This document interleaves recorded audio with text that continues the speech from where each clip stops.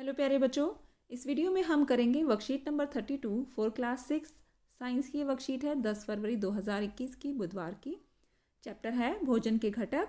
आज की वीडियो में हम जानेंगे जो हमारे भोजन के घटक होते हैं वो हमारे शरीर के लिए क्या क्या पोषक तत्व देते हैं और कैसे हमारे शरीर का निर्माण करने में सहायक होते हैं।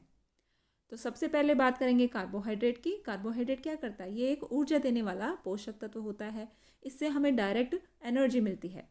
जैसे कि हम ग्लूकोज पीते हैं, वो कार्बोहाइड्रेट का ही तो रूप है, उससे हमें तुरंत एनर्जी मिलती है। फिर वसा की बात करते हैं। वसा भी हमारे शरीर को ऊर्जा देता है, लेकिन जब हमारे शरीर को, जब हम कभी फास्ट रखते हैं, व्रत रखते हैं, उपवास रखते हैं, या फिर किसी और दिन जब हम खाना नहीं खा पा रहे हैं, तो उस टाइम पे हमारे शरीर में जो वसा स्टोर हो रखा है उससे हमें एनर्जी मिलती है। तो ये भी हमारे शरीर में ऊर्जा का स्रोत है। फिर बात करेंगे प्रोटीन की। तो शरीर का निर्माण करने के लिए ये प्रोटीन जो है वो एक महत्वपूर्ण पोषक तत्व है। उसके बाद विटामिन और खनिज लवण जो शरीर को सामान्य रूप से कार्य करने के लिए आवश्यक होते हैं। ठीक है, तो ये हमारे कुछ पोषक तत्व हैं। इसके अलावा बीच में लिखा है पानी। तो पानी क्या करता है? क्या पानी भी एक पोषक तत्व है? इसके बारे में हम इस वर्कशीट में आगे भी जानेंगे प्रश्नों में। ठीक है, तो चलिए प्रश्नों की ओर बढ़ते हैं। सबसे पहला प्रश्न है, प्रत्येक में आपको सही उत्तर पे टिक करना है। तो प्रोटीन है। प्रोटीन क्या है? ऊर्जा देने वाला पोषक तत्व है, रोगों से लड़ने वाला, शरीर का निर्माण करने वाला, यह उपरोक्त सभी। तो इसके लिए आंसर क्या होगा बच्चों? हमारे शरीर का निर्माण करने में प्रोटीन हमारी सहायता करता है। स्टार्च एक उदाहरण है प्रोटीन का, कार्बोहाइड्रेट का, वसा या खनिज का। तो स्टार्च बच्चों कार्बोहाइड्रेट का एक उदाहरण है। अगला प्रश्न, स्टार्च की उपस्थिति की जांच की जाती है। तो स्टार्च की उपस्थिति की जांच किससे की जाती है?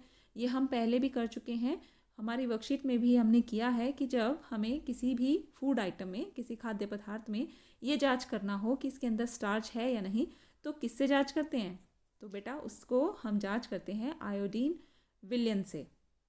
जैसे कि आलू जो होता है, आलू को हमने कट किया और उसके ऊपर आयोडीन सोल्यूशन डाला तो वो गहरे नीले रंग का हो जाता है, और इसी से हम टेस्ट कर पाते हैं कि इसके अंदर स्टार्च होता है। आलू में स्टार्च बहुत होता है।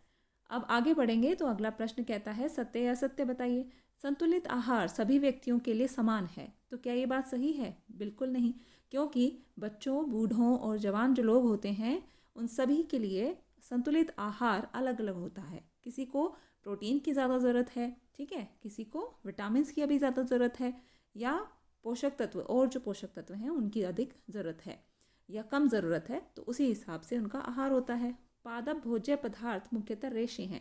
तो ये बात बिल्कुल सही है, क्योंकि जो हमारे पादप भोज्य पदार्थ हैं, जो हमें पेड़ पौधों से भोज्य पदार्थ मिलते हैं, उनमें रेशे ज़्यादा होते हैं। प्रोटीन हमारे शरीर की टूट फूट की मरम्मत के लिए आवश्यक है। तो ये बात बिल्कुल ठीक है।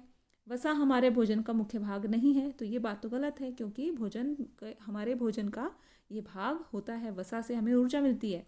विटामिन अधिक मात्रा में आवश्यक होता है? बिल्कुल नहीं, हमें ये बहुत कम मात्रा में ही चाहिए होते हैं। तो इनके आंसर्स आप कर सकते हो।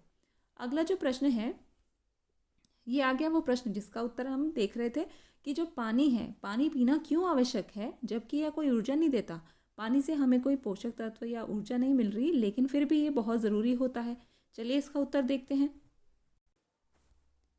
तो उत्तर में लिखेंगे, पानी हमारे शरीर के तापमान को नियंत्रित रखता है। पहली बात तो ये, इसलिए ये महत्वपूर्ण है।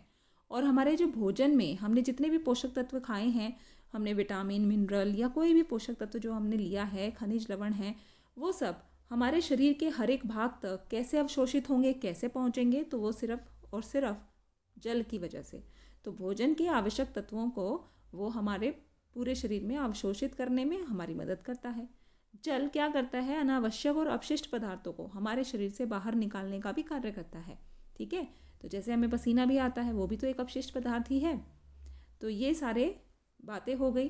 तो पानी जो है वो भी बहुत आवश्यक होता है। नेक्स्ट प्रश्न देखते हैं। आखिरी प्रश्न है हमारा, यदि आपका या आपके मित्र रोज़ आलू चिप्स लाता है या लाती है, तो आप अपने मित्र को उसकी इस खाने की आदत के लिए क्या सुझाव देंगे? वो रोज़ आलू के चिप्स खाता है, तो क्या सुझाव देना चाहेंगे आप उसे? तो अगले प्रश्न का उत्तर देखते हैं।